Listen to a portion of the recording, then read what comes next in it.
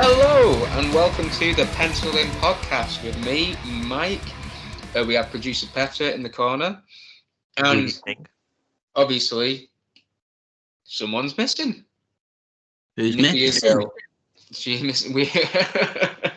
Either that, or she's got a different pair of glasses, changed her name to Myles, and sits in a different place now. I know, new person. Who's this? Yeah, unfortunately, Nikki is unwell. So send all your love to her. However, this week we have a guest who would have been here regardless if Nikki is or isn't. It is Myles Smith. Hello, Myles. Hello. So, just a bit of background. I can't remember when I officially met you, and I believe it was at a SOV. SOV show. It was a SOV show. Second rain. Second rain. Oh right, bloody hell! I thought we saw you before that. Either way, it might have been a few we've seen each other at SOV shows before, but I think first time officially it was like second rain. Yeah, might have been a show earlier potentially. Yeah. Fair enough. That makes about sense. Yeah, but so Myles actually and producer Petter were the two people who actually put myself and Nikki onto Infamous, which as I will speak about later, and we have spoken about before, we fucking love. So thank you for that. However, today, Myles is going to be helping producer Petter out with some OTP Wrestling Street. We're going to be talking about that, which is going to be a lot of fun. We, unfortunately, like I say, because of Nick not being so well, we weren't able to make it, but you guys were fantastic with letting us know what was going on. Literally, reporters on the ground. That was pretty fun, to be reporters. It was nice to see. It was nice to see that you were keeping us in the loop with what was going on. So we appreciate it very much. And then from there, I'm not going to be talking a big long hoopla about WWE or AEW this week or New Japan. In fact, I'm just going to be talking a little bit about some wrestlers, and that's it. So a nice, concise one today, which, famous last words, as always, cue me doing 40 minutes on Elimination Chamber from 2005 for no fucking reason. So like last week where we went, let's try and keep it to under 2.5. Keep it minimum. No. Not even a little bit. I want to make it all about the indie stuff this week. An hour and a half on WWE. Well done, Mike. But yeah, so how should we do it? Do you guys want to kick us off with some OTP? Tell me what I missed. Fill us in. Well, if you want, I can introduce what happened, and I will let you then take the reins, Myles, because I have the memory of a sieve. I remember it quite well. It was a decent show. So I will try my best to give my thoughts, but I had a few fun moments during the first half of the show, second half especially, but wasn't particularly what was going on in the ring, which we will come to also. So as Mike said, this past Saturday saw Off the Page with their latest offering in Wrestling Street, a play on Sesame Street, obviously, because it's not really going to be Coronation Street, is it? In good old Warrington town. So we had 3 matches on the card with the first ever Rumble. And we started, I don't know why they went with this first. Myles may have a better idea, but it certainly shocked a few.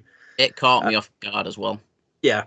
It was the OTP heavyweight title with champion Max Brooker defending against Mr. Ian Skinner.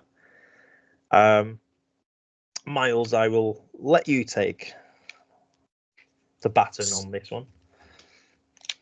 So this match we knew about it for a month or two. Come out, first match, we're like, this is supposed to be the main event as we thought, but no, Ben Cecil has done the flip. He's done us with an absolute peach of a match to start. Because I think when you have a Rumble and a title match, I think that it's almost like how WWE do things in a way of if they have two big matches, one will ultimately go on first and the other will go on at the end. So it's almost like bookends.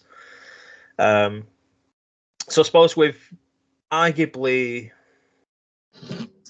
more excitement for the Rumble because one, it's Rumble season. No one knows who's going to be in it. Plus the fact it can set up who's going to face the champion that we already know from the start of the show. But yeah, the opening match, I think those that haven't seen Ian Skinner before got a bit of a taste of just how good he is. Because that match, I felt it was a bit of a slow burner at first, but once it got going, it really was sort of a really entertaining bout. Brooker for me it's strange seeing Brooker in like a singles role because most of my time seeing him has always been in like the tag team variety. So seeing him as like a heavyweight champion as a single star is a bit it's getting hard to get used to, but kind of in a good way. Yeah. Is it like something's not quite? Yeah, like you're not quite. It's not that you're not clicking with it or not appreciating it. It's just there's something there that's like a disconnect. Yeah, it's slightly weird. It's when you see like a good tag team that's then broke off into a singles role, and it takes you a while to get your head around it. Right. I've never seen Brooker in a tag. Yeah, I've only seen him as a single, so it's like opposite for me. So it will be the complete opposite because I have seen him in like one singles match, I think, at a Future Shock. But predominantly he was always in a tag team with Rizman Khan that retired last year as part of the Northwest Saviors.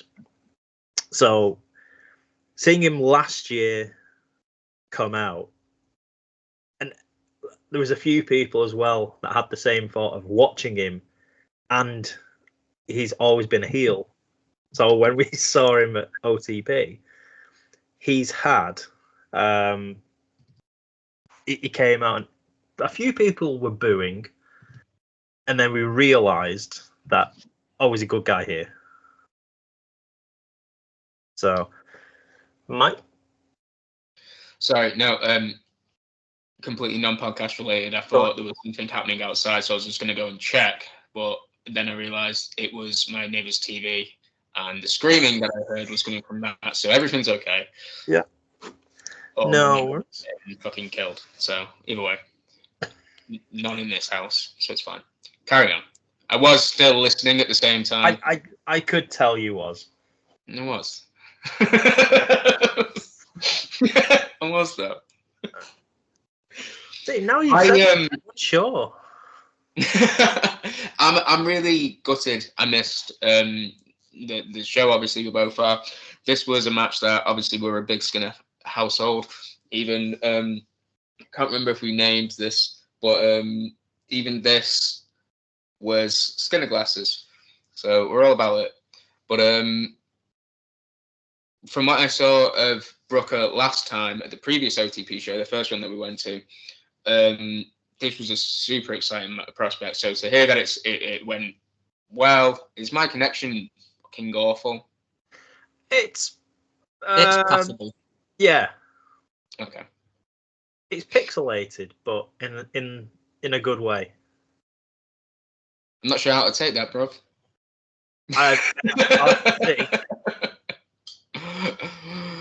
Never mind. But yeah, it was a. It's just good to see Ian's kind of getting more about as many places as possible, and every time you see him, he gets better and better. And same with Brooker, because I have seen him in other places since OTP, and so yeah, it's pretty cool. What was the result in the end? Obviously, Max Brooker. Brooker won with. Is it the Silver Hammer? Yeah, the Silver Hammer. Nice. Ian almost won the belt. Yeah, like that close.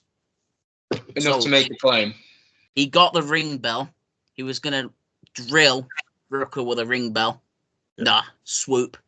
Grabbed the title bell, drilled him with a title belt, and then hit him with a gold membered. So close. It's one of the few times where I kind of went into it thinking Brooker's more than likely going to win this. However, they did put that doubt in my head, thinking, "Oh, are they going to pull the trigger and possibly have Skinner win this as like a bit of a shock win?" So they did a great job at trying to give the impression that we may see a change.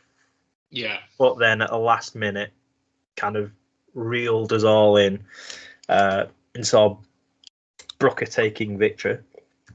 I was going to do a star rating. However, I cannot remember what I put down. So we are not doing the star rating. We'll save that for another time.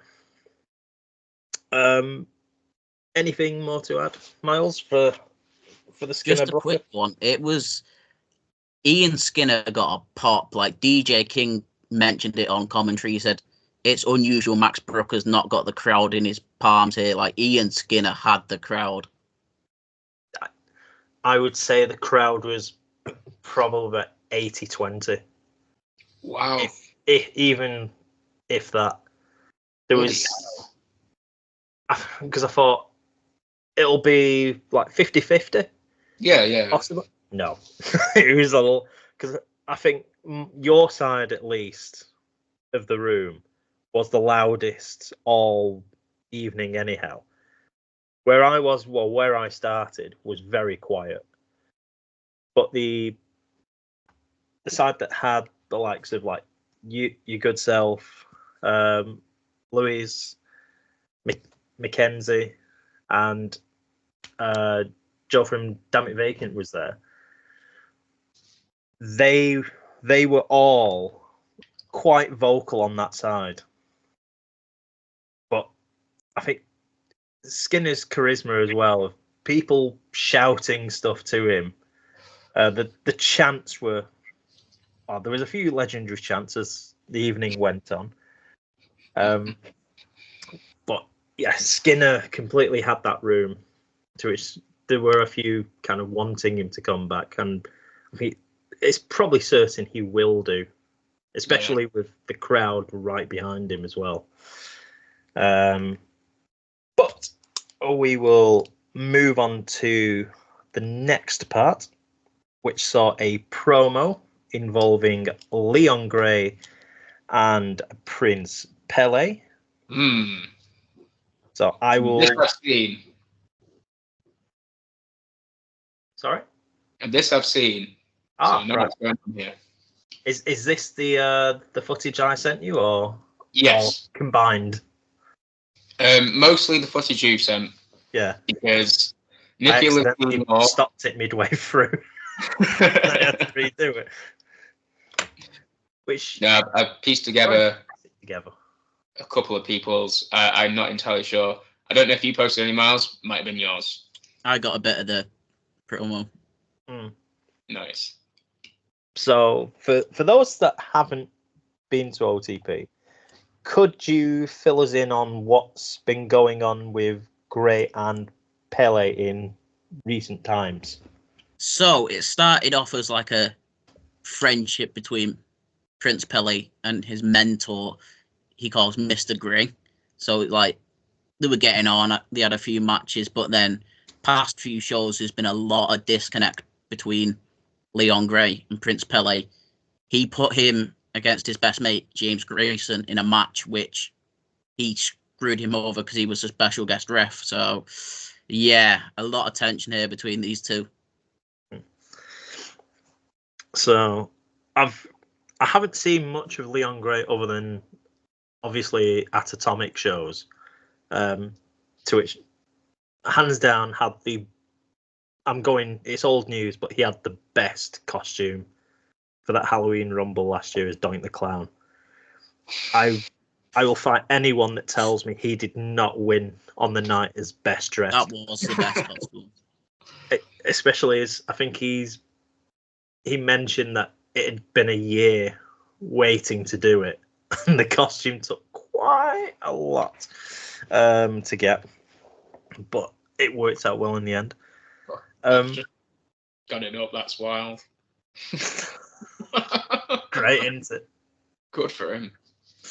But yeah, the Gray and Pele, and I suppose you can chuck Grayson in there because it's like a triangle of sorts. I think going into it, a few people knew what may have transpired, or what could happen, because it's wrestling. But Gray came out with a crutch, explaining that he'd suffered an injury, to which he got no whatsoever sympathy from the crowd, with a couple of people shouting, "I saw you walking around earlier." Just like kayfabe, brother, kayfabe. You give the game away, sir. Yeah. So he carries. Gray does well to carry on the promo. Everyone's kind of chanting for Pele, to which he calls out Pele, explains himself, says, "Yes, I'm to blame. I'm sorry." Pele, I think, doesn't accept this apology and everything that's going along with it. Gray then turns around and has an offering for him, which is a clipboard that has WWE ID on it. I quite liked this, to be fair, because it was This bit was so good. Yeah, that is going to get done so many times. Yeah, it's perfect. I think that's a brilliant move. But it was Pele's little face holding the clipboard with it on the back. Because I was thinking, were we going to get like a Jericho and like the list of KO at one point on the back of it? But we didn't. We got something better, which was the WWE ID on the back. Signs whatever was on the clipboard. Didn't check the small print. Yep. So he signs it. He's showing it. But of course, it's all a ruse. Gray isn't injured at all. Gets the crutch. Uses it on Pele. Proceeds to beat the hell out of Prince Pele. I'm trying to remember the line that Gray used now. It's not a WWE ID contract. It's the Shrek 2 lines. Which there was one bloke at the bar, and he literally had to prop himself up against because he was in tears laughing at that one line. It is brilliant. Yeah. So the beatdown continued. James Grayson came running out to make the save. Gray leaves the ring, so Grayson checks on Pele, but Gray isn't particularly done. Gets back in the ring, shoves Grayson into Pele to try and cause a bit more conflict. But the two hug it out, and sees Pele then dashing through the curtain to get to Gray. And I think this is going to set up a feud now, I feel, with Gray and Pele moving forward. Yeah, but fingers crossed. That was sorry, Myles, you had your hand raised. Oh, face turn for Pele, which I predicted. So that's interesting because obviously we've only been to one OTP show, so and wherever else we've seen Pele, he's always been face or just well received. But at that show, he was getting a lot. I thought he was getting a good reception. Cheers, yay! No. Obviously conflicted. I can't remember. That's the thing. I really thought.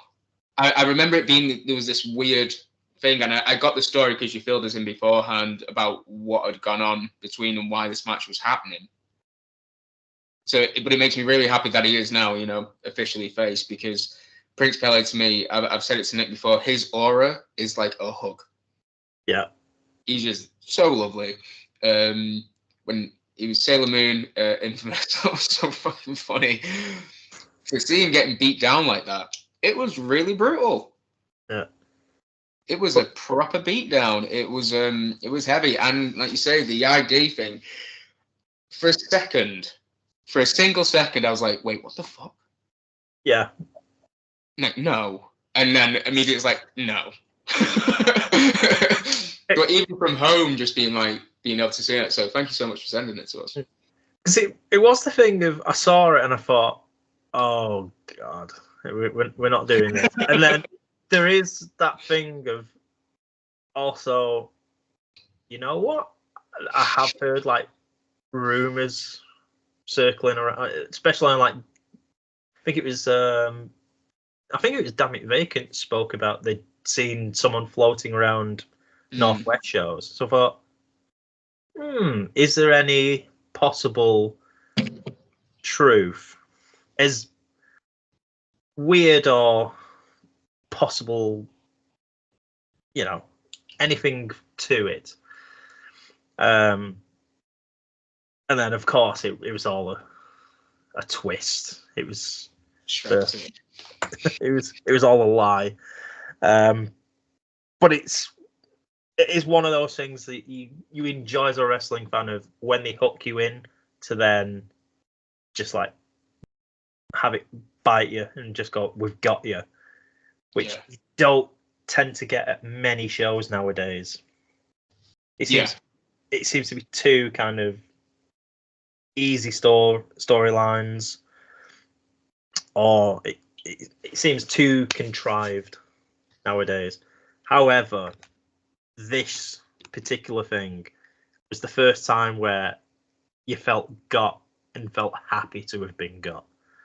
Because it was the thing of Pele as well during his promo saying, I'm kind of like a good guy, but you've made me do all these things like steal the belt, act terrible to people. Yeah, he did it all for his mentor. Yeah, you've kind of made me do all these bad things, like steal the belt that's not mine, do underhanded things, and then obviously we're seeing a bit of a change. I take it in the last couple of shows because I haven't obviously I've been following yours and a couple other people's, but now I've kind of seen where we've drawn the line and we're going to get this feud. So I'm looking forward to see what happens moving forward with it. We'll then go on to match number 2, which I may need help on this in a minute.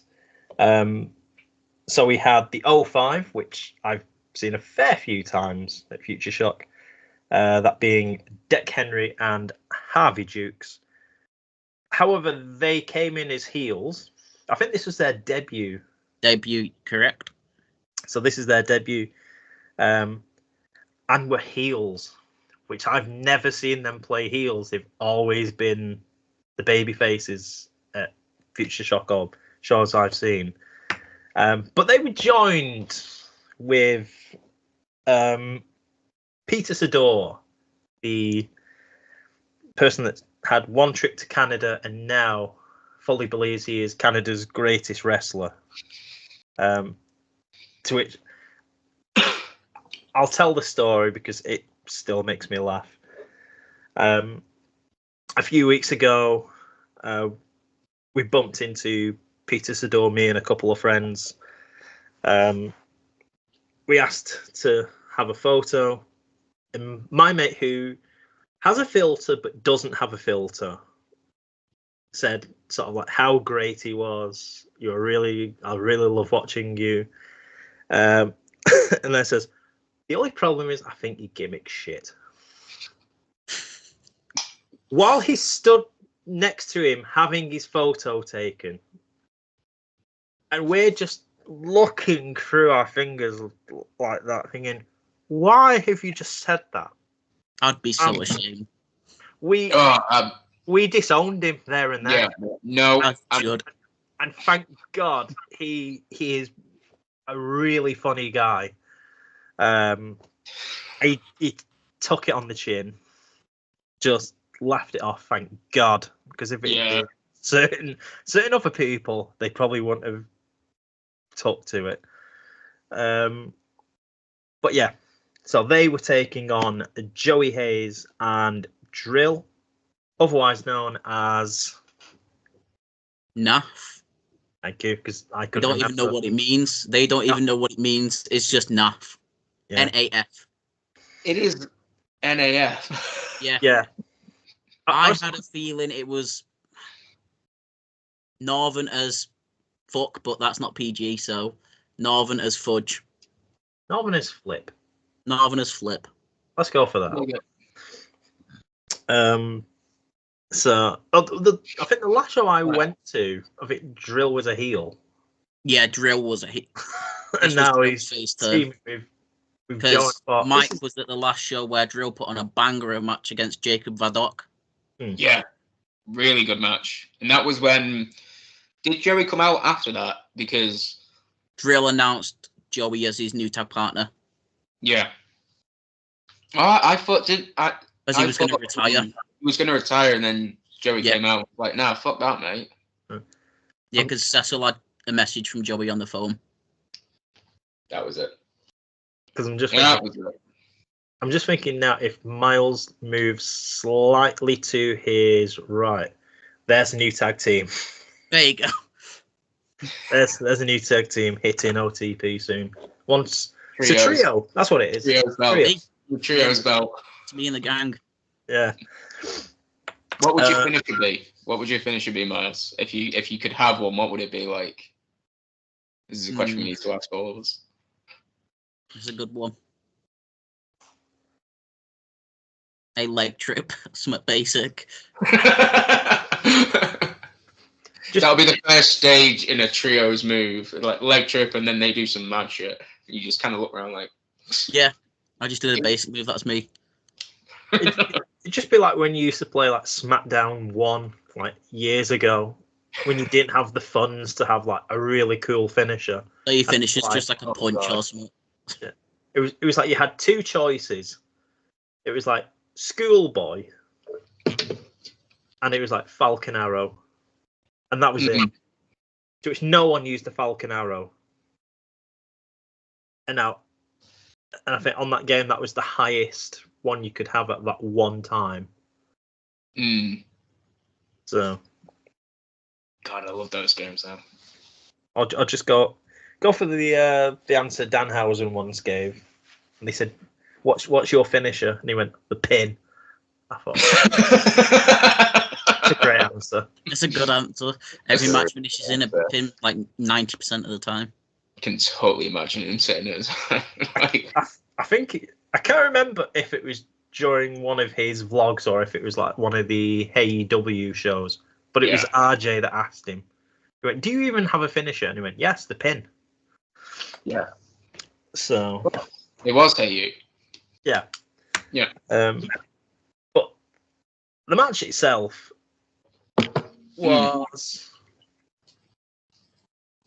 for a debut by the 05, I'd say that was arguably one of their better matches. Because I think they've been thrown in a bit deep at FUTURESHOCK.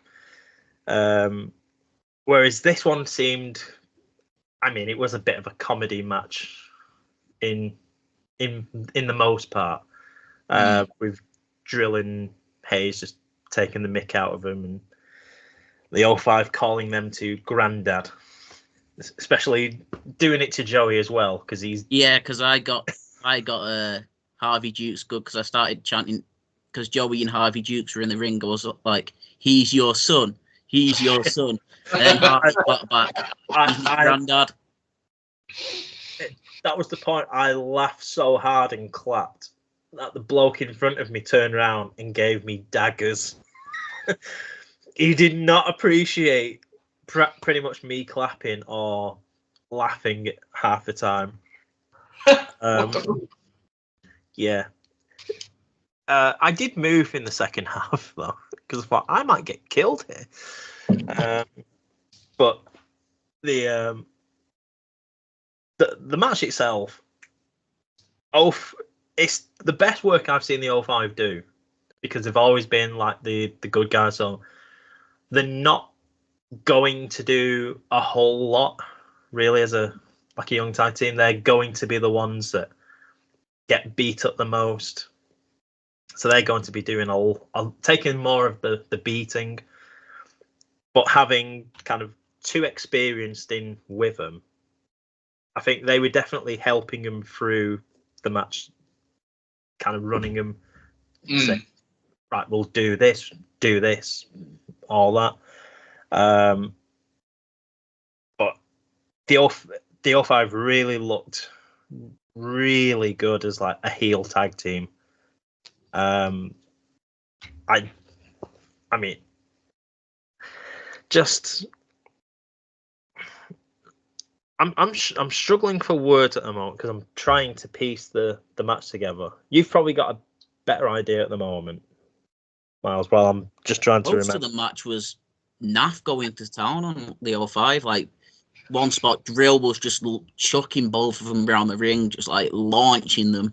You had Peter Sedora on the outside giving a bit of like mouth to like Naff, but like you saw little glimpses of their moves.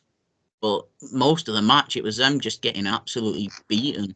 Yeah, but it was the thing of, while like Hayes and Drill had like most of it, when the 05 did get their stuff in, it did make them look to be kind of quite a dangerous side. So they went from being like foil, so to speak, like I don't want to say naff, because no pun intended, but they looked a bit naff at the start. But then once they kind of got the match on, or momentum on their side, the match kind of changed, and they were showing why, like, one of the up and coming teams in the Northwest scene. But of course, they were never going to win. It was always going to be Hayes and Drill. I'm trying to remember how the match ended. I remember a choke slam. Double choke slam, that's how it ended, because Harvey Dukes was on the top rope. Drill and Joey Hayes were like stood behind him, just watching him like, what are you doing up there, lad? Like, you're stood up there, there's two of us down here. So he comes off the top rope, steps down, and then Drill and Joey Hayes just double choke slam him. Yeah. It's the one that's impressed me the most from watching the 05 has been Dukes, because I've seen him wrestle more than Henry. Out of the two, Henry's the best way to describe him is the Hardys. Okay. Harvey's very much the Matt of the group. He's kind of level-headed, doesn't go above board, so to speak. Yeah. Deck Henry is really sort of energetic, has done a couple of moves that haven't fully hit, But I think that's kind of like youthful exuberance, kind of being in the ring. Plus, they're still like green. They're still new, aren't they? So I mean, it's expected. They're not going to be the polished the polished diamond full real article yet.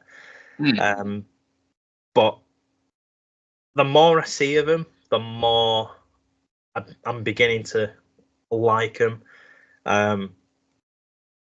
If they're like this, I'd love to see more of them as a heel team, because I think they were so much better as a heel team than like babyface team. Right? I was just gonna actually ask on that, because I find a lot of the time being heel allows, like you say, when you're a babyface, it's very much about the adversity, the being beaten down, the underdog story. When you go heel, and that goal gets to go away, I feel like you get to be a lot more creative. So with what you're willing, like, it's so much easier to piss someone off than it is to impress and entertain. Yeah. So when your job is to piss someone off in a situation that is entertainment, it's going to work. You know, obviously, as long as you don't go overboard or do something too fucking boring. Yeah. But do you, like you say, do you find like they did enough? Did they wrestle differently as heels? Like, did they do some stuff with things you got to see and got to kind of like take that forward? I think watching them as baby faces, I think when you're a young team or a new team at least, I think you're probably best off being baby faces just to get the experience and everything. And then when you feel a bit more confident, then change to being heels. Because I can't think of too many like brand new wrestlers that have immediately become like heels and everything has clicked. Yeah. There's one person I can think of that's heel, but I think plays like the babyface far better. I may mention who that is later. Wow. But yeah, it will be interesting to see how or what happens with them at OTP and other places moving forward. But the match itself did what it did. It solid enough. Everyone was a winner. 05 looked good, I thought. Hayes and Drill made him look even better, whether they were making him look stupid or taking the lumps from him. Hayes and Drill are just entertaining as hell, to be fair. So kind of everyone was happy. My favourite part was on the outside, with Sador having been, I think, clocked from the apron. He did do this the other week, but I still get a kick out of it. Where he will crawl and there'll be some kids nearby. And he will look at the kids and just say to him, "Your dad doesn't love you." It's so funny. It's cruel and harsh, but it's so funny. So funny. Gotta be careful, don't say that's the wrong kid who just breaks down. So I know. Yeah. Like, fuck. What was the thing? He said it to two lads where I was sat behind the bloke that I thought was going to kill. I'm thinking, I wouldn't have done that one. Wrong one. But he did do it at Future Shock, and we will. It's sad to say, but we were looking at the little kid because he seemed to look at his dad and just go, "Is that true?" Just thought. But funny. No, funny. I don't care what anyone says. Oh no, I was saying the dad would be like, dad looking like, the dad would have got a kick out of it. Oh yeah. Myles, but it'll toughen him up. So post-match, so after the match, NAF and the 05 just absolutely batter Peter Sador, which just was fantastic. Oh, right. So they turned on the guy that came out with him. Yeah. Well, They were not happy with him. Oh, right. Okay. The 05, I think, was it? No, it was Hayes and Drill kind of like helped him up, went to do the whole shaking of the hands. They went to do it, and then Sador stopped and pushed him away, going, "What you doing? What you doing?" And then everyone just took turns to like beat Sador. Pretty sure he got super kicked, didn't he? Yeah, because I think Hayes and Drill hit him and then got super kicked, and then got thrown out. Everyone seemed to get one of the biggest pops of the night, because I think a few people just didn't like Sador, possibly. No. But I love him and I don't care. I'm trying to remember. Oh, then we had the interval. This is one of the funny moments of the night. Okay. It wasn't specifically in ring. It was outside. And it was our good friend Mackenzie. Oh my god. I know what you're going to say. Yeah. Yeah. So, what happened? So, a bit of a long story short, I think the night before he'd been enjoying a few beverages. Okay. In the East Midlands. He turned up at OTP really early. Like, really early. So early, Render Bomb hadn't even arrived yet. Yeah, he did that last time. Yeah. And he did that last time. He ended up... together. Yeah. So he'd been there for a good few hours. I get to the show, and Mackenzie is quite a chirpy, chatty guy. Yeah, I think we can all agree. Absolutely. Lovely person. He looked jaded, I think it's fair to say, on that night. So during the interval, he asked, was there anywhere to get food or drink? I think it was you, Myles, told him there was a co-op like 5 minutes down the road. Yeah, he decided to go the Heron Foods, which was a bit closer. So Heron Foods is literally just across the road. To which he came back with a carrier bag full of food and drink. To which I was helping him go through some of the items he had during the Rumble.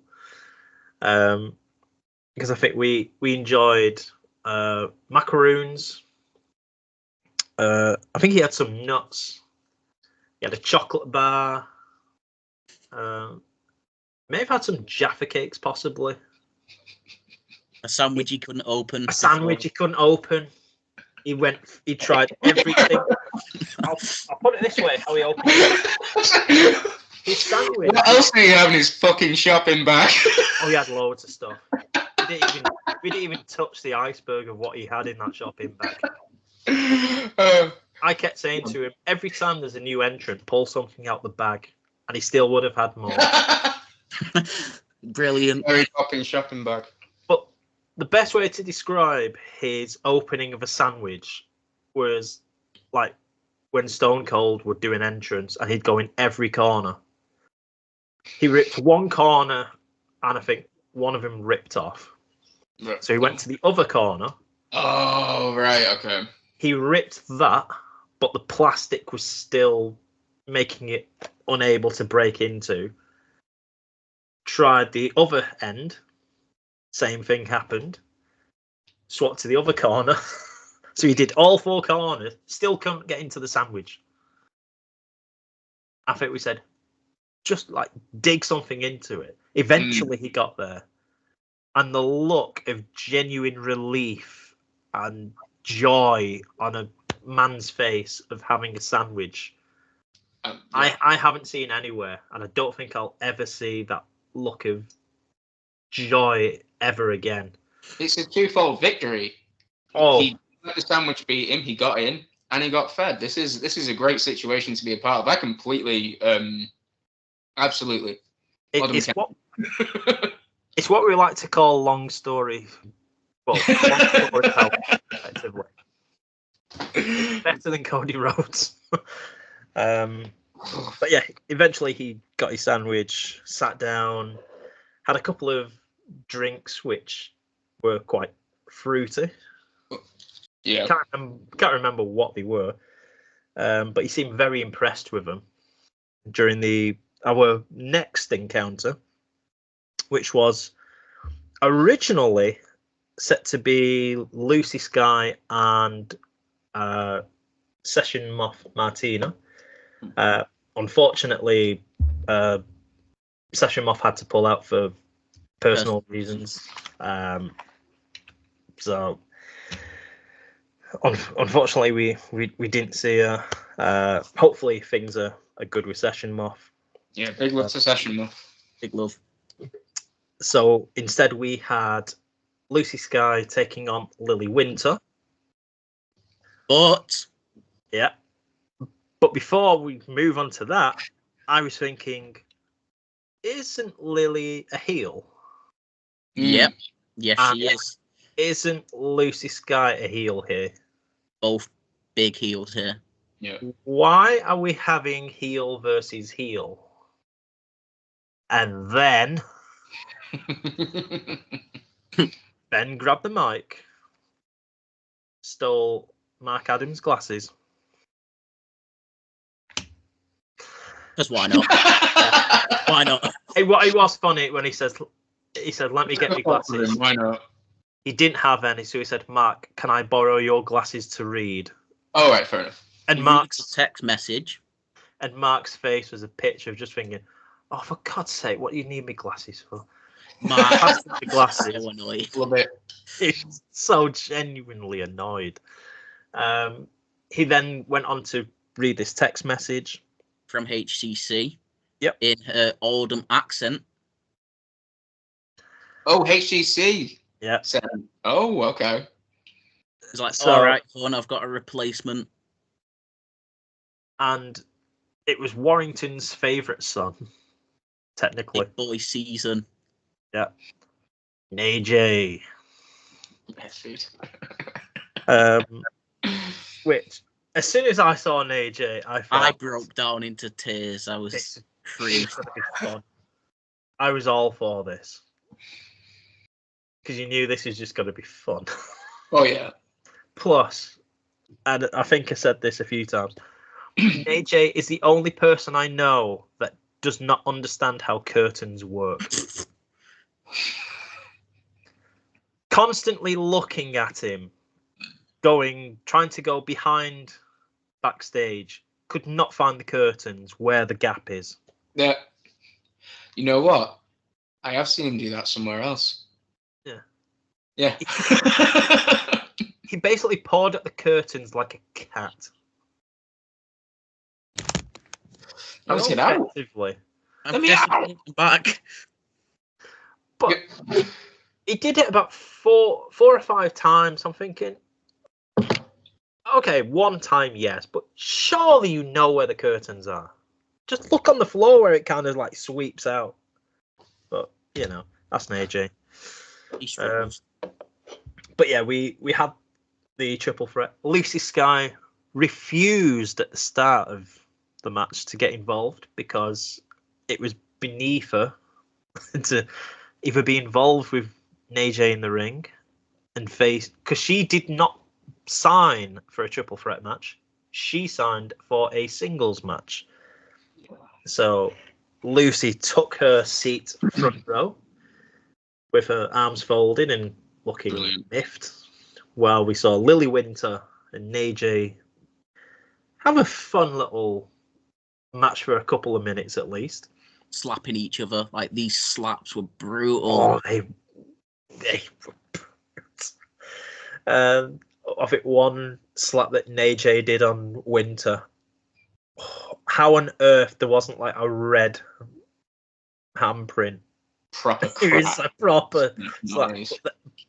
But in fairness, she gave him a really good slap as well. Nails. His fucking nails, man.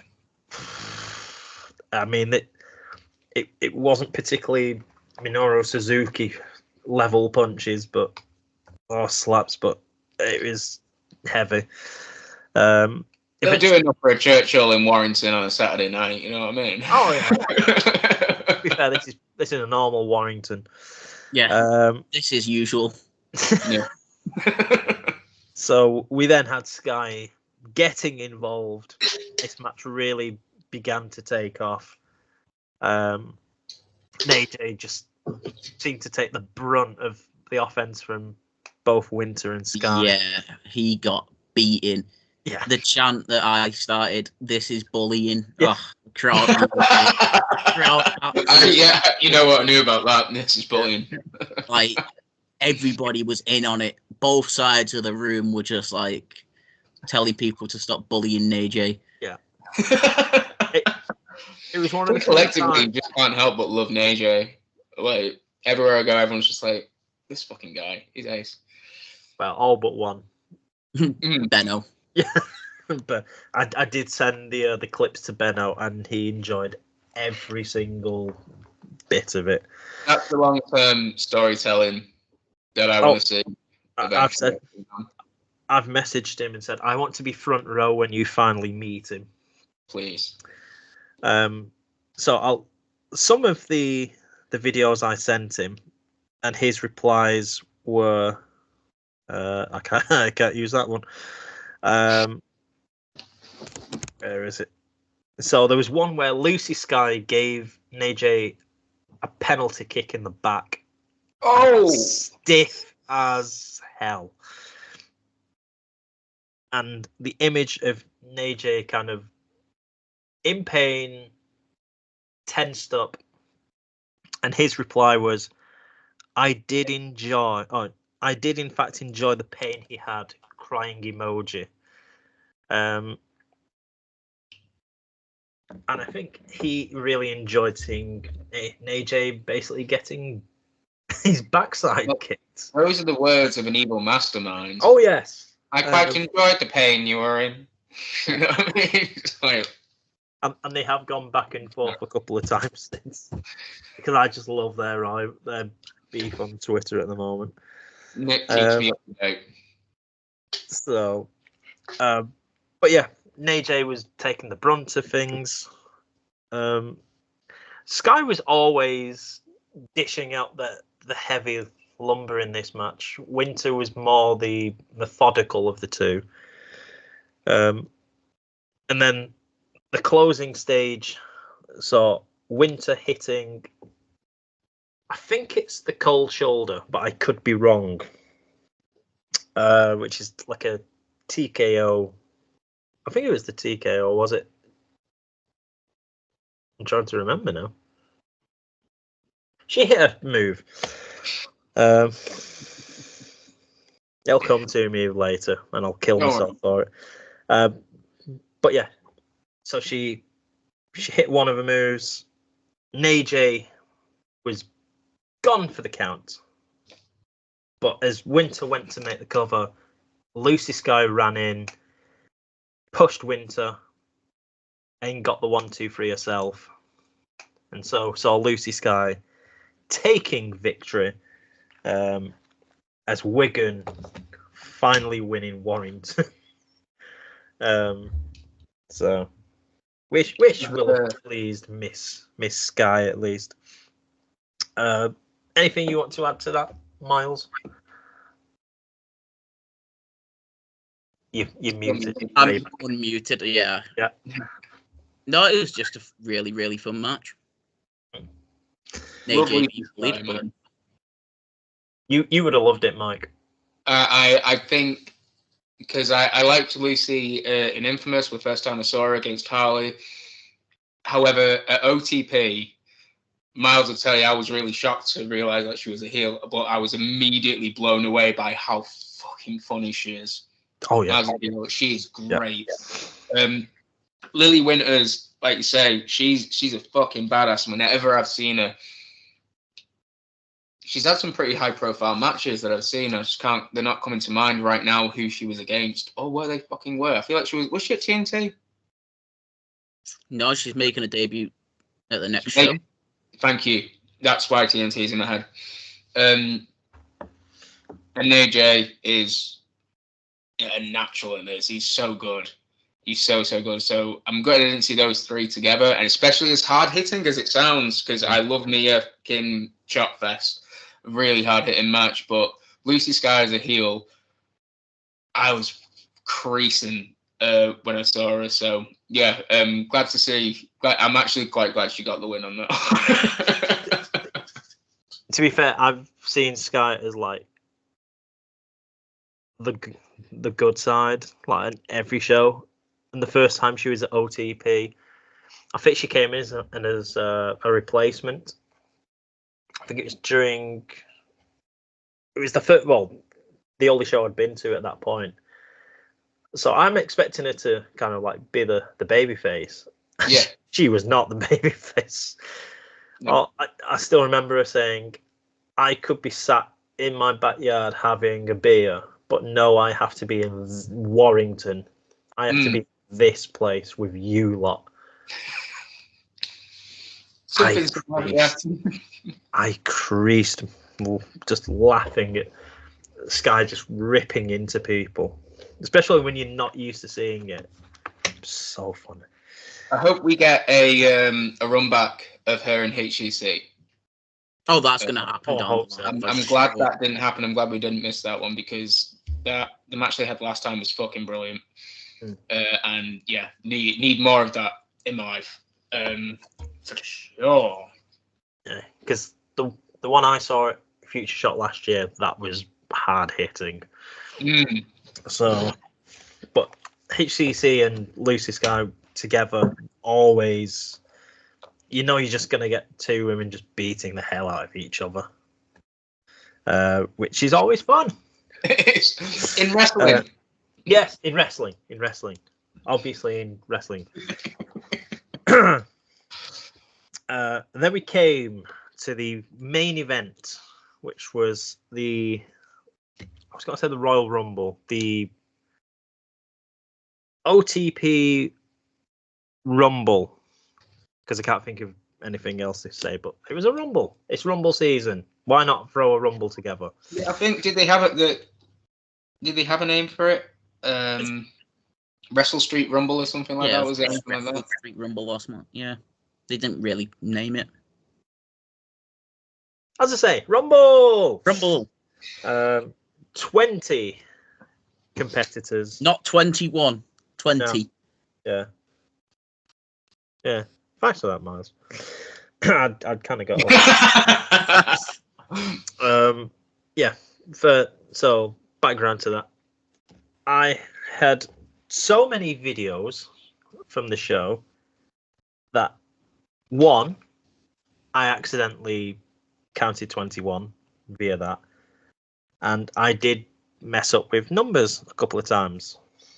So I'd gone 16 to 18 without having a 17, which was pointed out by my good friend, in brackets, Myles, who told me that I'd got number 8 wrong as well when I was uploading. I'd put Johnson at 7, and he said, "You've put that twice." You bastard! Yeah, you go in there, Myles. Thank you for keeping him under a leash. I appreciate this. Fucking right, we send you out there with Faith, and you didn't bring Faith back. You left Faith there. She's gone. You son of a bitch, Peter. I'm coming for your knees. Don't worry, I'm still wearing the knee pads. Sorry. That's the longest storytelling we're doing, my knees. It's going forever. Keep talking, I can't hear you. I just need to let the dog out. So you're doing a Baha Man.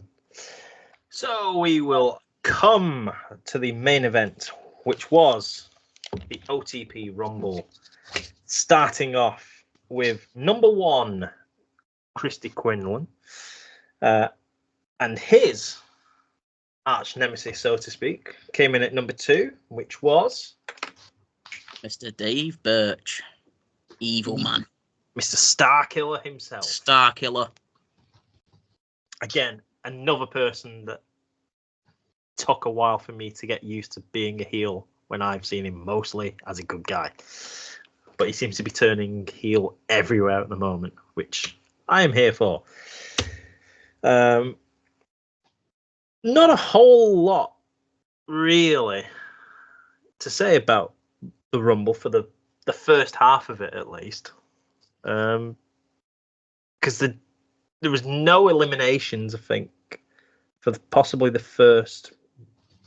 Until the Johnsons come in. Yeah. Until Lewis and Jack Johnson come in. Then it started like a lot of eliminations. I bet they laid waste. Yeah, they were on a tear, them two. So the lineage. The lineage, indeed. Lineage. So we had... I'll run through the first 10. Prepared to be wrong with my notes, because I've got my notes and pictures here. Oh, well, you run through the first 10. I'm starting the counter for how many times you get corrected. Oh no, Myles is going for it. I'll let you take the first 10 and I'll correct you if you're wrong on any of them. Thanks for the confidence. So 1 was Christy Quinlan. 2 was Dave Birch. 3 was Lewis Johnson. 4 Lewis Johnson was Tony Wright. Big pop. Everybody loved seeing Tony. Woo. Long-awaited debut.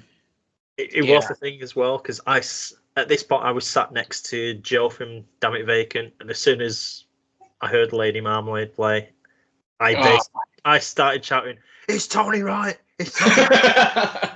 I was going to ask what he came out to. Yeah, Lady Marmalade. It was effectively like Tyler Breeze's entrance, where you have like someone shout his name. That was me, but just going, Tony Wright. Number 5, was it Tommy King? Tommy King, correct. Another debut. I've seen Tommy King once in Southport, but he didn't wrestle. He was on the outside that time. But I've heard of Tommy King. He did pretty well. Yeah. DJ King does not like him. Yes, that's what I was going to get into. DJ King went ballistic at his inclusion.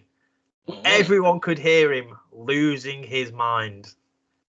I think I did film a bit of it. I think you may possibly see it when you look at the videos I sent you. Because they only caught like the second half of it, but he went full blown rant. Saying, "What's he doing here? What? How is he here?" and stuff like. He was so angry. It was so funny. We then moved to number 6 was Decker. Another debut, Decker. Seen Decker a few times. Very, very impressive big guy. Like this guy can move. Yes, he can. Number 7 was EJ Walsh. Seen EJ a few times. Still in a feud with the lineage. So, yeah. Number 8 was the self-proclaimed King of Salford in Jack Johnson. Though Troy Ryan might have something to say. Fake wrestling belt, which he stole off a real wrestling pop. And who held that title during the match for must have been about 15 minutes. Did not let go of that belt throughout the entire Rumble. He was saying about it. He never used the belt on anyone though. For the most part, he just carried it around. Yeah, he'd come into the ring, hit a few people with a belt, and then he was just walking around with it, like hitting moves with it, held in his hands.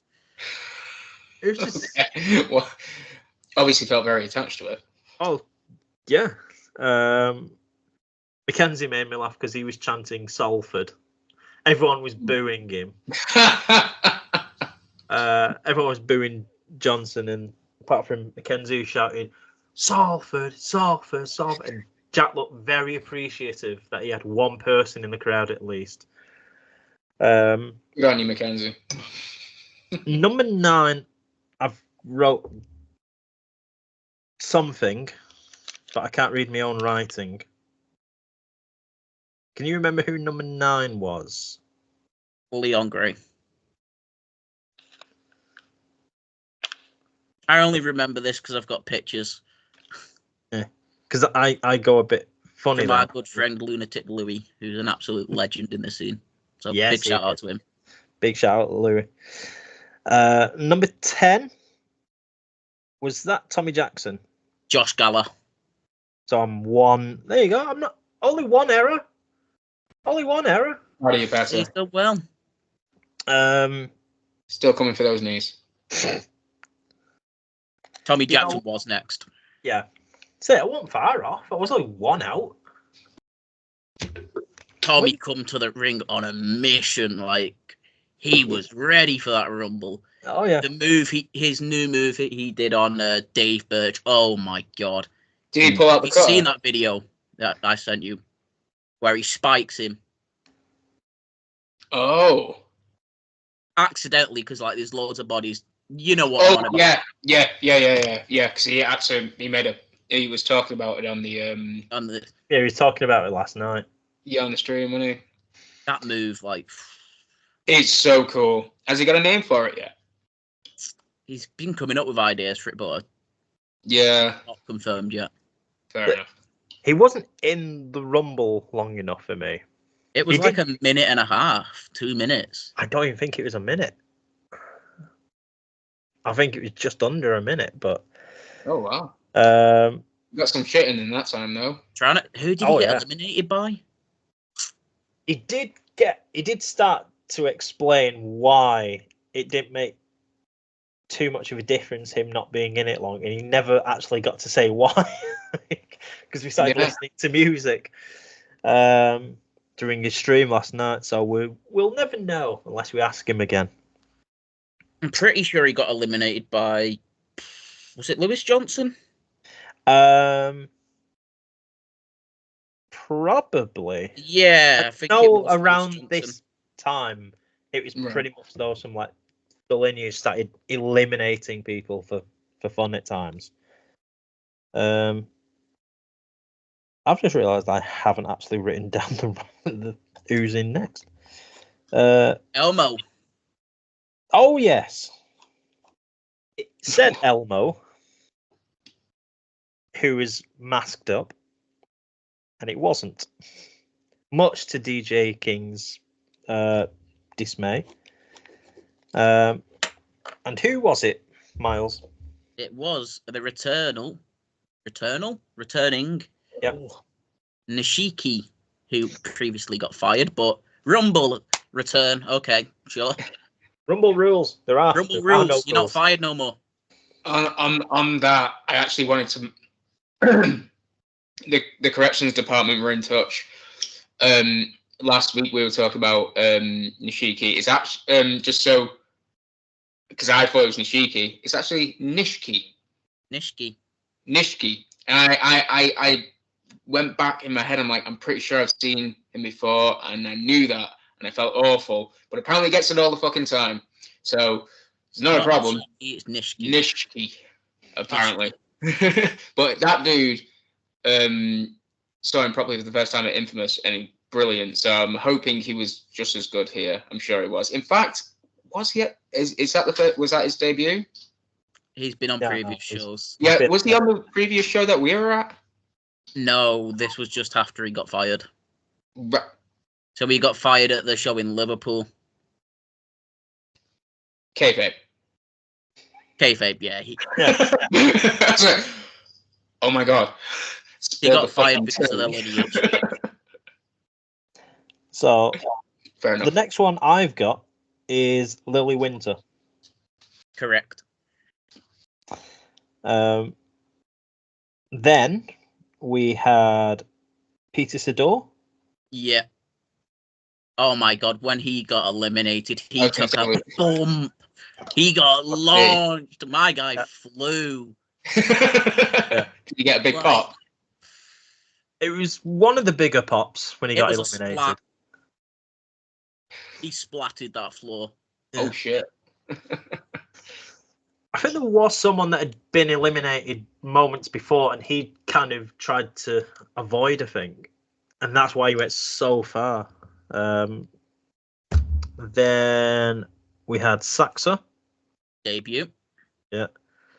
To which She impressed. yes, She was good. That was her third debut. So she debuted on 2 previous Rumble shows. So she debuted on Superstar and Off the Page, and then she debuted the day after at Wrestle Island in their Rumble. So 3 Rumble debuts. Nice. That's a bit of knowledge. I did like the chant of Sax Appeal. That's her whole gimmick, Sax Appeal. Yeah. That's awesome. Did love it. Especially Louis really getting into it as well.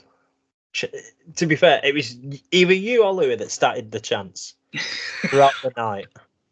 So fair, it's a credit to both of you for starting all these chants. Though one of the funniest lines was Joe that was sat next to me, who, bless him, was feeling a bit tired because he'd been at a kid's party, I think, earlier in the day. And when he heard Saxa, he kept thinking of like salt jokes. But oh my god, yes, Saxa salt, yeah, brilliant. So that did tickle me. Next, I believe, was James Grayson. Correct. Who I don't think lasted too long himself. No, Grayson wasn't in the Rumble for that long. No. Went straight for Leon Gray. Had a little bit of a set 2 with him. Then we saw Grayson and... Oh, no, we didn't. That's a bit later. I could be wrong. No, I think that was a bit later. Pele hopped into the Rumble. Yeah. Slightly later in the match. Yeah, because I think that was when AJ came in later. Yeah, AJ come in and then Pele jumped into the ring. So we'll pin that thought. We'll come back to it. Next, I have Casey Payne. Correct. Who came in big, dominant, as you would expect. Then we had another debutant.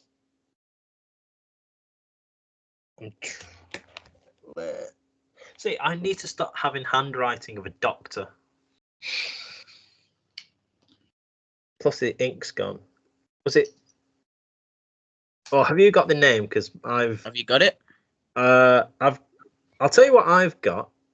I've got Las Sector, but I'm Close enough. Not it.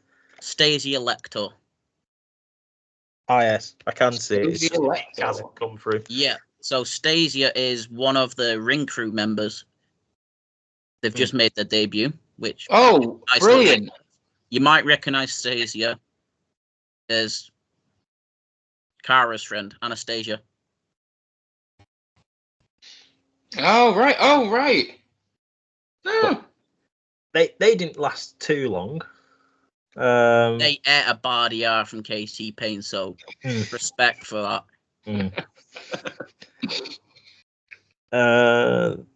Then we had Najay, unless I'm wrong. Yep, Najay. Thank God. I was sweating then. But at this point, we had Leon Gray, Pele, and Grayson having a little disagreement.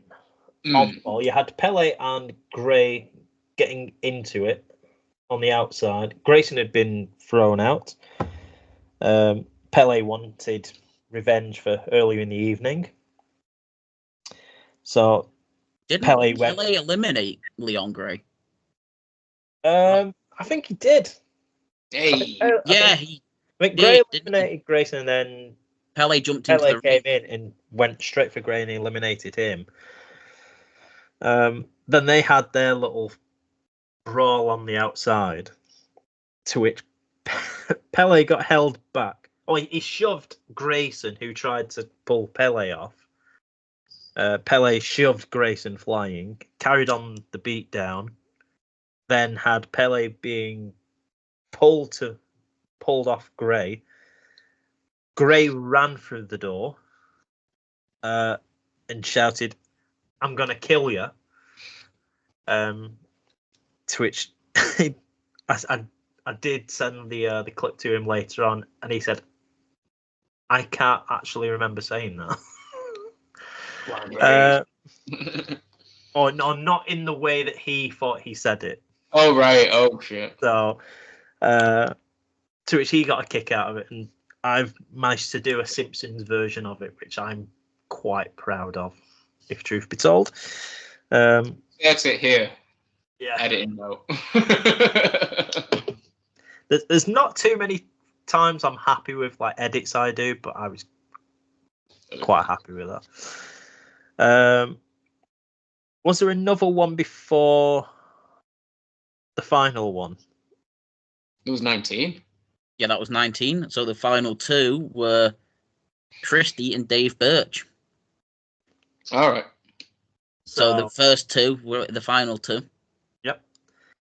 This caused like the lineage. So Christy Quinlan eliminated Dave Birch. We thought, oh yeah, match is done. That's it. Like, no. The lineage come into the ring. Absolute scumbags eliminate Christy Quinlan. And then guess who comes out number 20 to claim the win? The longest entrance in history. Scott Oberman comes in, gets the win gifted to him. So when Oberman went in, there was no one in there. There was nobody in the ring. That was it. He walked into the win. Lewis and Johnson had already eliminated Quinlan. That's a very interesting way to end it. But it was the thing of, I think you'll see in the video I sent you, Quinlan eliminates Birch, thinks he's won, everyone else thinks he's won, everyone's clapping, and then we hear the 5, 4, 3, and he looks confused, as everyone else did. Yeah. Especially me, because I put 21, which obviously confused me even more, because there was only 20 in it. And then he gets ambushed. He got ambushed by Johnson. Well, the two Johnson and Johnson. Yeah, not the not baby oil people. Not the baby oil people. No. No more tears, or I don't know. There's so many things to do with that. Well, I had some tears. Lots of tears. I was fuming. Oh yeah. I was seething. That got me good. To be fair, I looked at Myles and he wasn't actually pissed. To be fair. You just made me feel pure joy. Fuck you for taking this away from me. Yeah, that's what you expect in wrestling. It's wrestling. But as soon as I heard the opening guitar strains of Nothing Else Matters, I think you can hear me in the video just going, Myles, time it. Because I have this fascination of how long his entrance is. Because he clocks in at normally around between 2 minutes 55 and 3 minutes. This was like a 5-6 minute entrance. I cut it off like 2.5 minutes. I'm fucking fuming. Yeah. This was like 6 minutes while the Johnsons are beating up Christy Quinlan. And it was the fact they played the song twice. Yeah. So they've beaten Quinlan and everything. Oberman comes out smug as anything you like. Because he knows he's got the win. Oh, yeah. As soon as he steps one foot into that ring, he knows he's won. But I will say this, though. He did throw him over the rope as well. Yeah, he got through over twice. Yeah. But at least he can claim he threw him over the rope. Okay. All right. If you want like an official one, he did throw him over. Unofficially, he didn't really eliminate him first. Okay. But yeah, Oberman wins. Oberman with that smug look he has on his face. They keep beating down Christy Quinlan after the match. Oh. Padraig Quinlan comes in to try to save Christy Quinlan, and the numbers game, it clicks. Yeah. Oberman has been revealed as the new member of the lineage. Not just a member, the leader. the leader. Oh. So now Okay. Scott Oberman, Lewis Johnson, Jack Johnson, and Isaac North. Yeah. That's a powerhouse team. Yeah. We all thought Isaac was a leader. No, apparently Oberman is. Interesting. Very cool. Very, very cool. I'm looking forward to the next show to kind of see how that develops. Yeah. So that happened. That was a thing. But during the entire time, the music was still playing until he actually went through the curtain to the back, and then the music finally stopped. I will tell you how long it went on for. My guess, it was about 6.5 minutes, 7 minutes, easily. Well, it was around. I'll put it this way: it clocked 1.1 gigabytes on my phone. That one video. Wow. Yeah, you're looking at about at least 6 minutes. Hefty entrance. 6 minutes and 42. There we go. Bearing in mind, you have a small stage area, and then the ring, Yeah. which is right next to it. He could have just Roman stepped Reigns into the was ring. 5 minutes. Like, God damn, sir. This How guy dare you? decides to walk around the whole ring. No, like you could have just stepped in off the stage. No. Walk around the whole ring while the fans are just absolutely seething. Yeah. There must be a control thing within you because it's like when someone's driving close behind you, like the urge to speed up, even though I know I'm in the right speed, but the urge to speed up. If I had all those people doing that, regardless of whatever character I'm doing, I'm like, hurry up. This sucks for everyone. Have you seen Oberman live? Yes. No. Yes. No, not in the flesh. No. It is one of those things of. I think if you see him live at most shows, you'll hear the collective groan when you hear the start of the tune. But if you go to Atomic, they do at least kind of have a bit of a light show now, with everyone turning the lights on their phone and waving it like you're at a concert. Yeah. So they've managed to kill about 3.5 minutes before he actually bothers to come out. Yeah. At TNT, did he do a thing? Because he was at the TNT. He was at the Rumble. Yeah, he was in the TNT Rumble. Wasn't he the second or first entrance? First, because Oberman entrances take their pretty sweet time. Yeah, I think whoever was on comms, because I can't remember the name of the guy who took over for DJ, but I remember him saying this is going to be a long entrance. Was he from the Midlands? Maybe. Because it might have been Simon Hill. Simon Hill. That sounds familiar. Yeah. Because he does Future Shock as well, and a few others. So I know he was doing TNT. Yeah, no, he seemed to be like Mark had mentioned his accolades and stuff like that. And yeah. So I seem to recall. Good lad, Si. Yeah. It was great commentary. But it's so back-to-back weekends now. I have seen him in a match that has seen him win or lose without touching an opponent. Oh yeah, of course, McCarthy. Because the week before he was in Lotto Thunder. Oh yeah. Faced Big Deck McCarthy. Went nose to nose with him. The bell rang. Pushed the ref as soon as the bell went. Got disqualified for pushing the referee. Shout out referee Liam, in case you're listening. And then this week, doesn't touch anyone and wins a Rumble. Great. He won back-to-back Rumbles as well. Yeah. He won the Wrestle Island Rumble as well. I heard he did a lot more in that, which... Okay. Yeah. One legit win, Oberman. One legit win. Wow. He's aura. He has an aura about him. He does have aura. So yeah, it's gonna be interesting on the next show what happens with the Which lineage. it's in Liverpool. It's back in Liverpool. Oh, is it? At the Liverpool Irish Centre. OTP Crackdown. Hence the word crack, as in the Irish term, as they kind of referenced on the night. So I don't know if I'm doing that or not. I need to check schedules and things, but I would like to. It's a nice venue. I like it. It's a nice little venue. I like it. How far is it from the station? It's near the Liverpool Olympia. All right. If you know where that is. Mm. It's like 5 minutes away from the Olympia. So about 35 minutes, 40 minutes.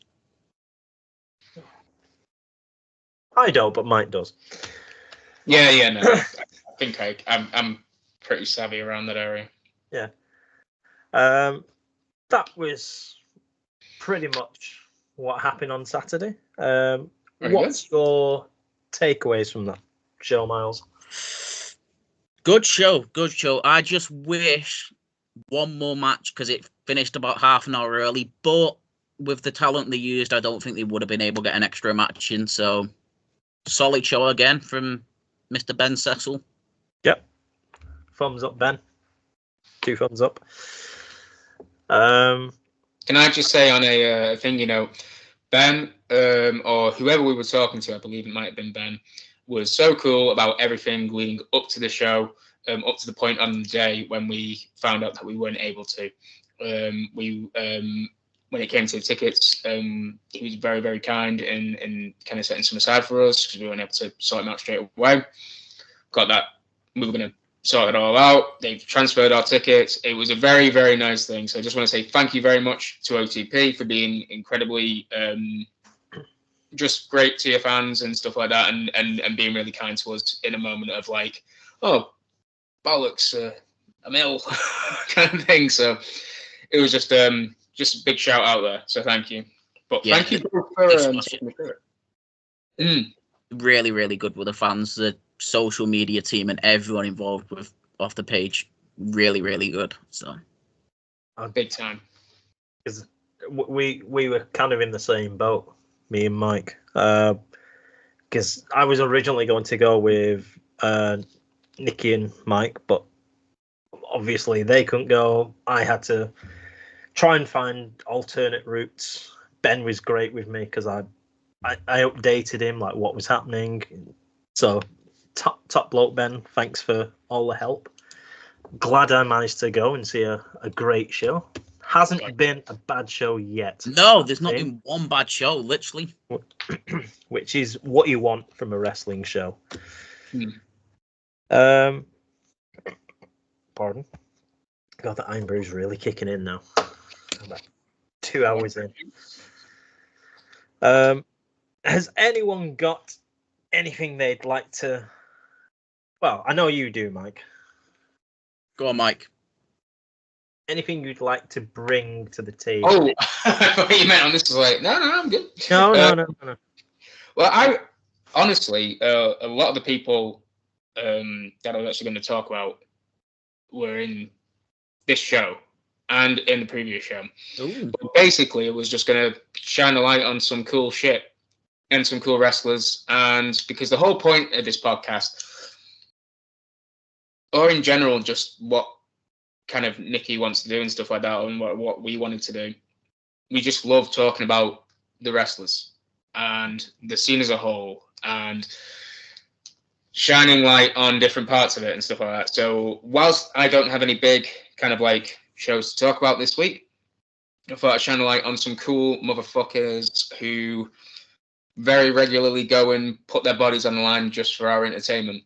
That's the main thing as well. Like every single time someone goes in, it can be an easy thing, a hard thing. Someone can get hurt real bad, real quick, and you never know. So it's always a risk, which is why, I think fans in shows like OTP and Infamous, we've got a real love for the people that we watch because we really do appreciate what they do.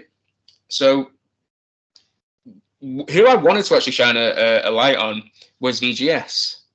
My guy. Hell yeah. Only first time I heard the term V.G.S was actually from Myles.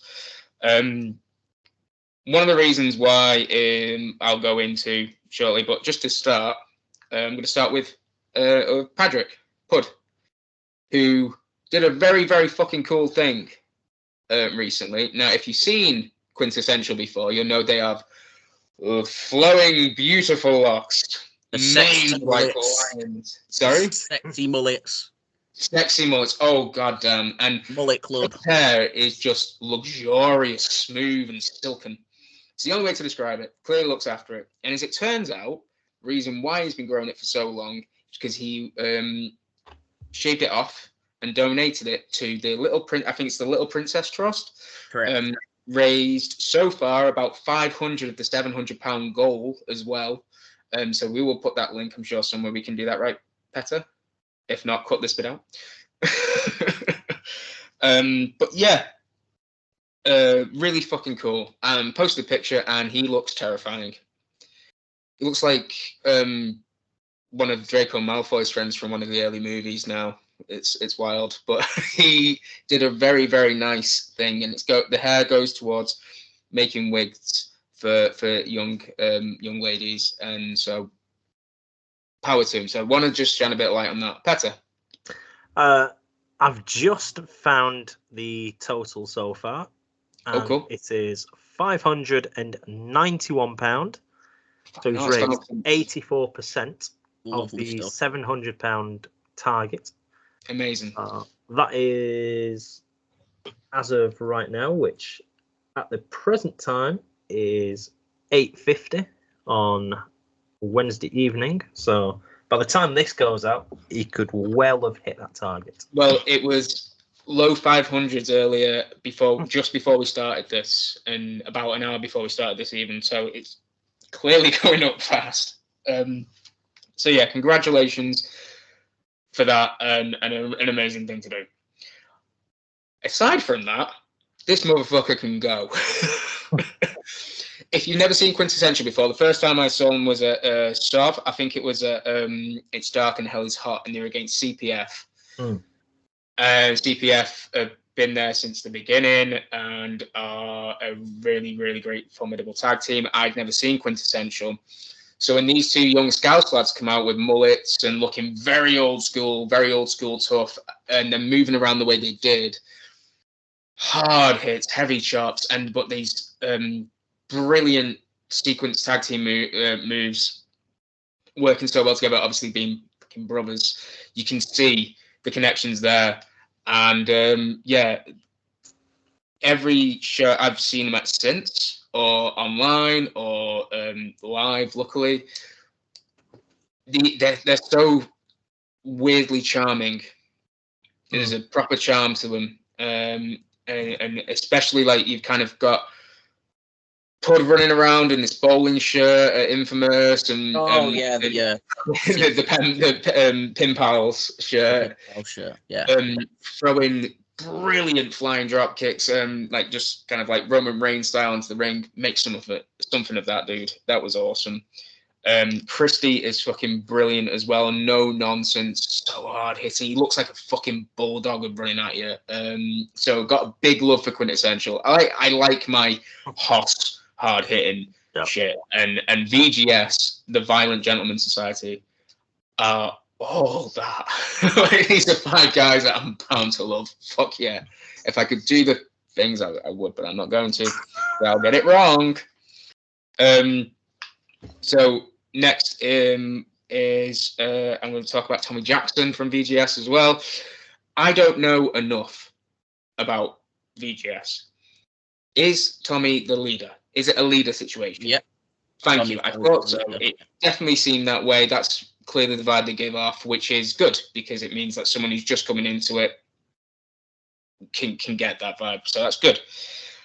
Tommy's one of those guys who I saw him wrestle once, and then the next time I saw him a couple months later, it was a totally different person. And I don't know what it was. I'm not saying it was better or worse, but his speed in the ring over the last year has through the roof. He's trying out all these new moves. He's so creative in what he's trying to do now, and it's really fucking great to see. As a group, V.G.S, I think they really do fit so well together. Consensual, Tommy, and Casey Payne, I'll talk about in a moment. But I've actually got it written here. He busted out his new cutter recently, and it's fucking sick. And I've even written underneath, it says, say it's fucking sick. Because it's fucking sick. So I love what he's doing at the infamous. He's if you watch his stream, you know he's a horror fan and a fucking metal fan. Go check out his stream. I picked it up last week. But he brought the horror into it with his face paint and stuff like that. He's clearly someone who's got a vision on a story or something, and they seem to be telling a story at the moment. Maybe a bit more internally now that we've got the infamous tag team tournament coming up, which they have both put themselves in for in a promo that they released earlier. Yep, very, very cool. It was a little bit tension, but as we've seen on Twitter and all these other places, X, whatever it is, Bluesky, V.G.S is fine. They're fine, guys. They're Everything's okay. Fine. Everything's a-okay. That seems to be the tagline of whatever's going to happen. V.G.S is fine. They're a dog in a burning room going fine. Which is what Nikki posted. No. Yeah. So, yeah. But as a unit, I loved him. And I think Tommy brings this. I don't know if it's just because he is a dad, but he definitely brings this like big brother dad energy to the group, where I feel like he's really got his boys and he really loves them and they all love each other. So I really dig that. Not to mention, and I will not stop praising this match ever, but he had one of the best matches that I saw last year against Salford Jack, and then proceeded to have one of the best tag team matches with the lineage Salford Jack and Lewis Johnson and V.G.S, Casey Payne and Tommy Jackson at the last OTP show. Give me more of that on a plate. Please, just feed it to me like I'm a fat slob. Just pour it down my mouth like a Roman eating grapes. It's fucking sensational. What they did was great. It was fucking brilliant. So I just want to see more. Which leads me on to Tommy's tag team partner, Casey Payne. Now, I don't know much about Casey Payne. And I don't, but he's the first one I actually saw. I saw him at Sob Pro. We saw him, he was at Boiling Point. If you were at Boiling Point, boys, I can't remember, were you? No, I missed that show. That was the double hot one. It was very good. His match against Steen Reese, wasn't it? Yes, Reese, it was indeed, sir. And he lost, but I didn't know anything about this guy when he came out. He was just a big fucking dude who could really throw hands. So I was, again, all the way immediately into him. Since then, I love this cool but brutal vibe that he brings to the group. I think he collectively, like as a collective, they really do. You've got the leader, he's one talks, brave, he's scary, he's hard, he's fucking hard. They all are. You've got the brash brothers, the young lads, and then you've got the coolest fuck Casey Payne, who is just terrifying. If he's, again, any of these boys running at you, you don't want it. But the idea of him running at me puts it makes my balls crawl back up inside my body. I'm that fucking scared. Honestly, it terrifies me, the thought of someone like that running at me, which is great. He's obviously behind the scenes afterwards. He's also very, very lovely. I gave him cake. It was a nice situation. So yeah, just wanted to shout out the V.G.S boys for really capturing my imagination over the last year, and Nikki's, and the kiddos as well. The Elevator Eliminator match that they had at Infamous, as we spoke about last week, was absolutely fucking brilliant, and so much fun. Everyone involved, so thank you for that, and again for putting your bodies on the line. But that's V.G.S. V.G.S are brilliant, and here at Penciled In, we're big fans. I'm speaking. I'm sure she won't mind me saying that. So yeah, that was. Other than that, it's mostly just wanting to send some love out to the wrestling community, as always. We that's what we want to do. Session Moth has got a match coming up soon against Miyu Yamashita, who, if you've seen, she's wild. And so that should be a very good match. That's at Eve, I believe it's at Riot Girls. I believe that one. That was recently announced, maybe even today. But I'm excited to do that. It's good to see, she's back in the ring and stuff like that. She's already been doing some stuff. So big love to Martina, as we said before. Tim Strange recently announced himself for the DOA, which is coming up. And he has been doing TikToks. So that's been fun to watch as well. I've been watching those with Nick. We've been having a lot of fun. Go watch those and check him out at the DOA, because that'll be fucking brutal. He's been branding motherfuckers. Better. So that match you mentioned about Session Moth and Miyu Yamashita is women behaving badly on March the 7th at the Big Penny Social in Walthamstow, London. For Okie dokie. I got the name of that one wrong. I apologise, but that is an exciting. That's why you don't pay me the big bucks. Hell yes, we never will. Goddamn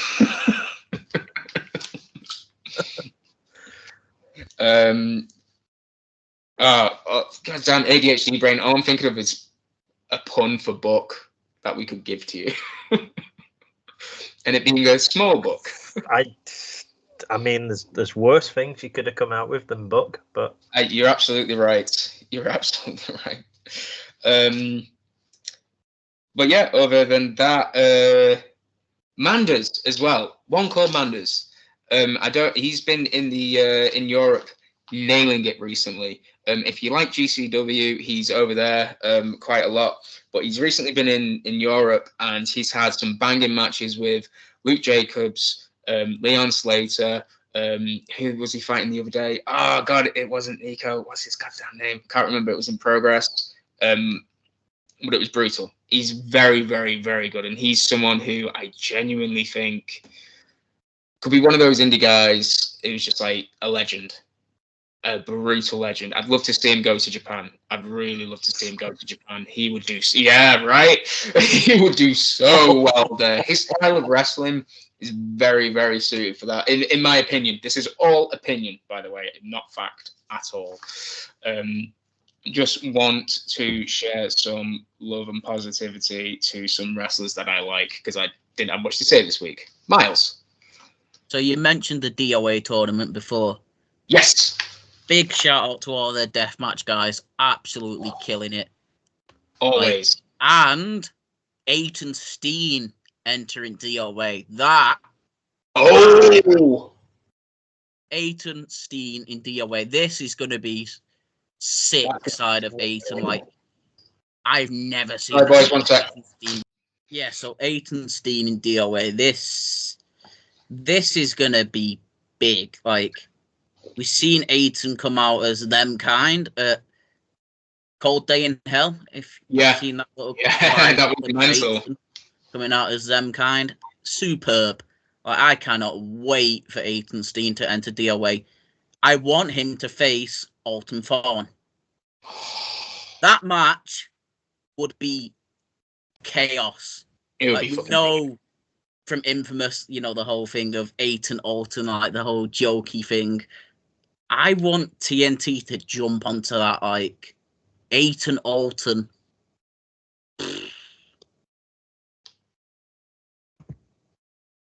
Go ahead.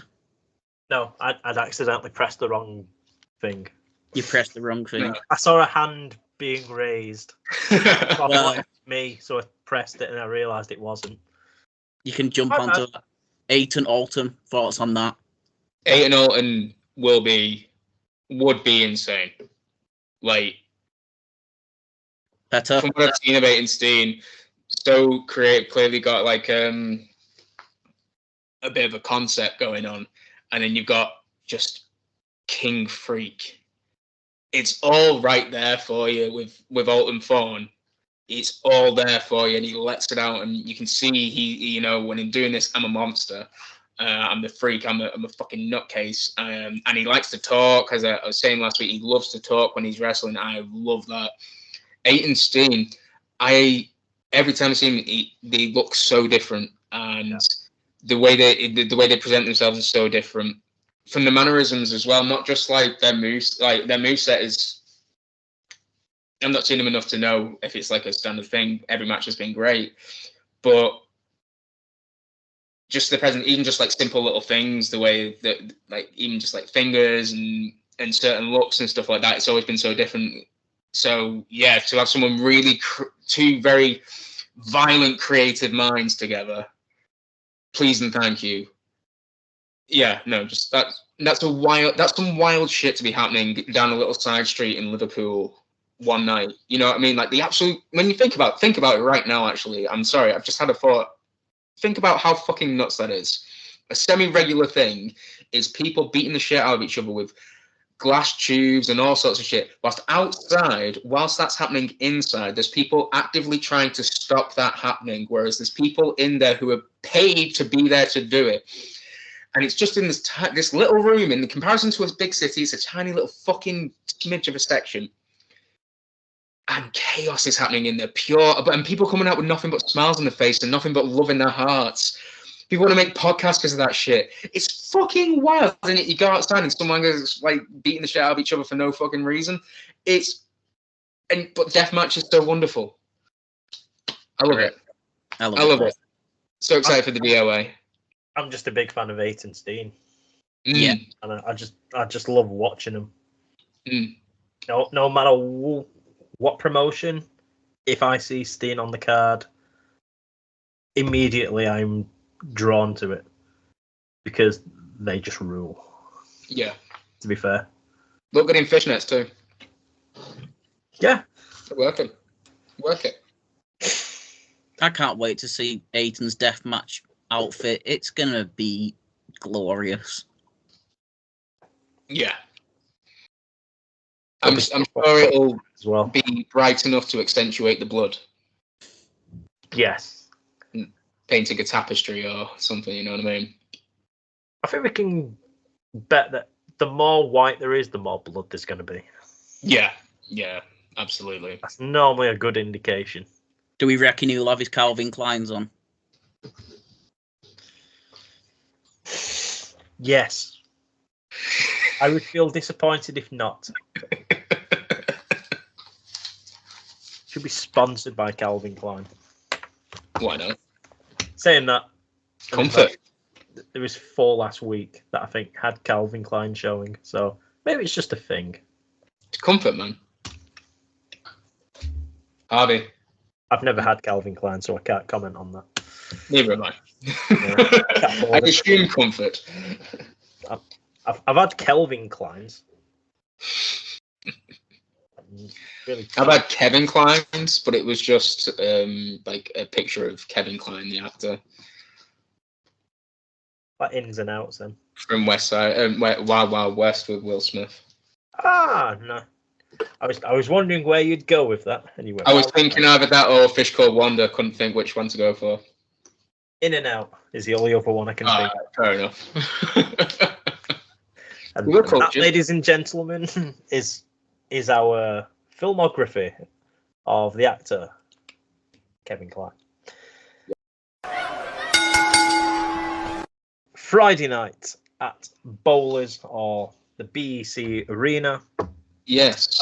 We have Progress, or to be precise, For the Love of Progress 3, where the following card is as follows. We have the Young Guns in Ethan Allen and Luke Jacobs taking on Subculture. We have Nina Samuels and Emerson Jane for the women's title, which I cannot wait for. Oh, that's going to be a banger. Both of them. Big time banger. The tag team match as well, I didn't react. That's going to fucking slap. Oh, we have Simon Miller versus Charles Crowley for the Proteus Championship. That will be cool. And the finish has been announced now. The rule, it's got to be a WWE finish, which roll up or spear. Yeah, maybe or just like bollocks disqualifications. Yeah. Could be anything. Could be anything. They're creative enough and theatrical enough to be able to pull something wonderful out of the bag. So yeah, especially them two as well. Yeah. But the stuff they've been doing for like the last year has been great. Even if it's just a little Simon, it's been really fun to see them interact. So yeah. The other matches are Man Like Doris, who will no doubt get the crowd going, because I get the feeling the crowd could be quite quiet on Friday, because it was last year, but that's because it's in a big building and it's freezing cold in there on a Friday night. Yeah. He takes on the former Major League Wrestling Richard Holiday. Oh, sorry, the former champion Richard Holiday, who makes his debut. The Snitch.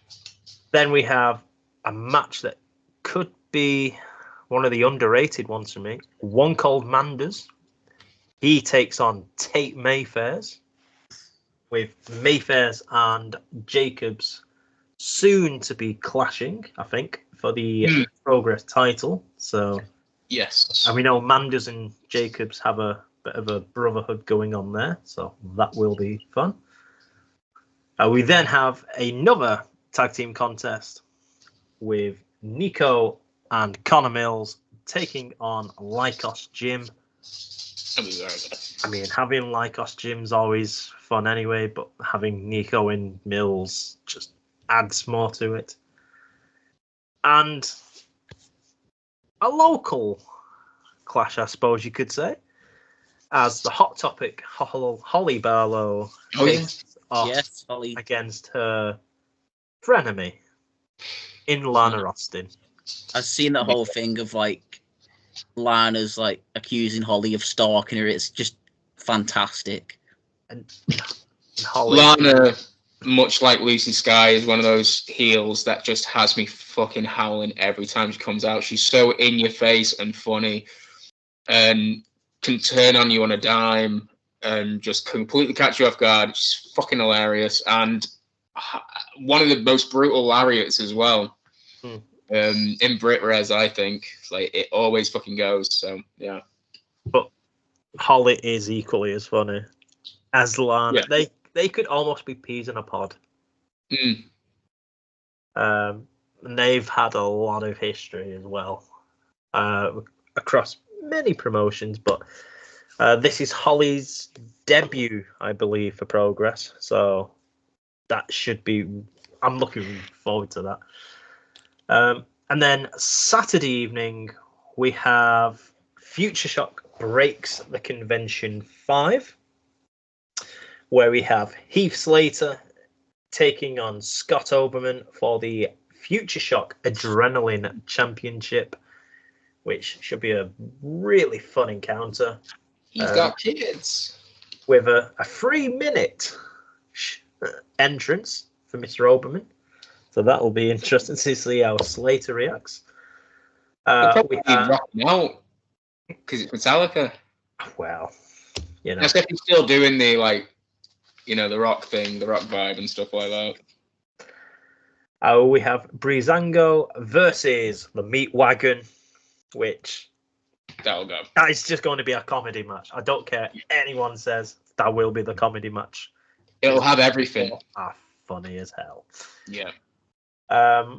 We have, for the women's title, Lily Winter defends against Lizzie Evo.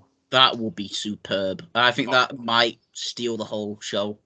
It might even be better than anything on Progress. I think, like, them two at the minute, possibly two of the best. Yeah.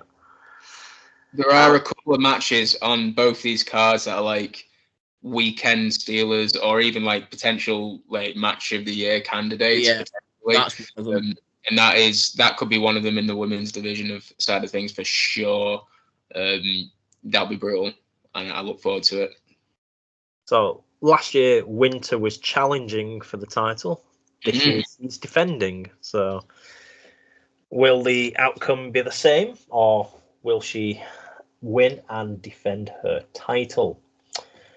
We've also got a special Team D'Lo versus Team Sonny Ono where Sonny Ono's team features the Buzzsaw Tajiri, Brian Strong, So cool.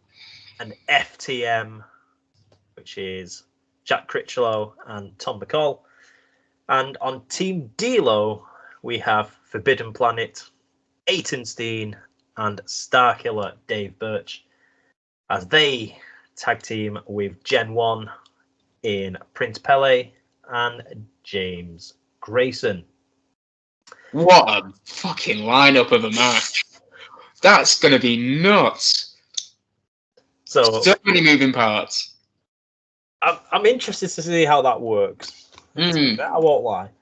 You've got legends and new guys, and that's got a lot of stuff going on. That's going to be a very chaotic match. I hope.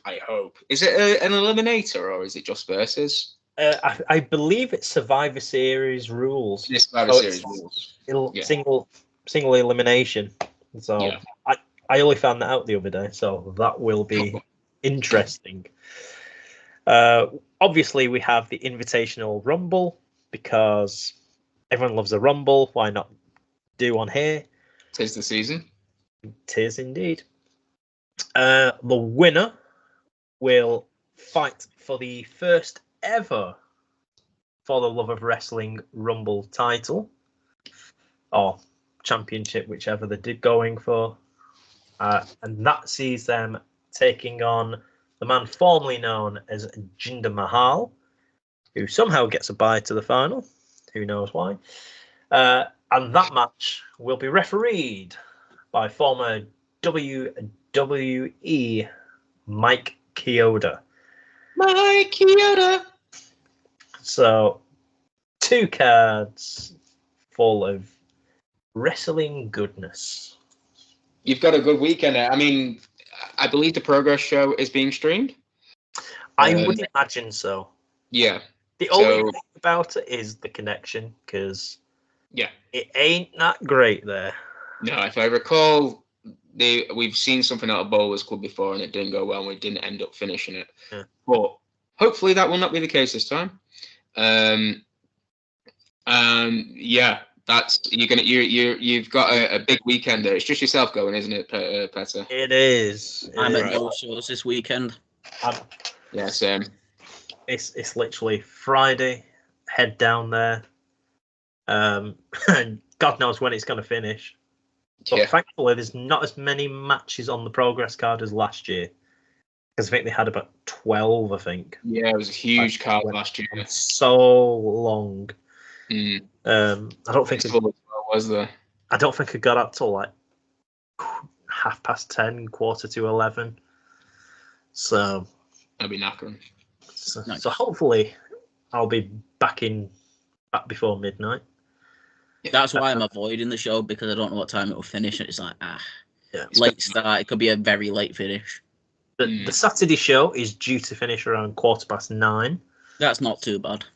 Because you've got, I think, the cosplay show straight after, or the cosplay competition, I should say, not the show. Yeah, it's a show in a competition. And then straight after you have the Lana Oki, which is Lana Austin doing her karaoke. Cool. But that's like 10 o'clock and I need to be home because I won't have had anything decent to eat all day. And I have a pizza in the fridge waiting for me. So, yeah, I'll be unfortunately not staying for that, but I'm sure it'll be fun. Good luck to those that are staying around. But yeah, that is episode 3 in the books. Just before I go, I'll mention my shows, if that's okay. Yeah. I've got 2 shows planned, so not this week, next week. You've probably seen it all on social media. This new promotion in Leeds, Northern Championship Wrestling.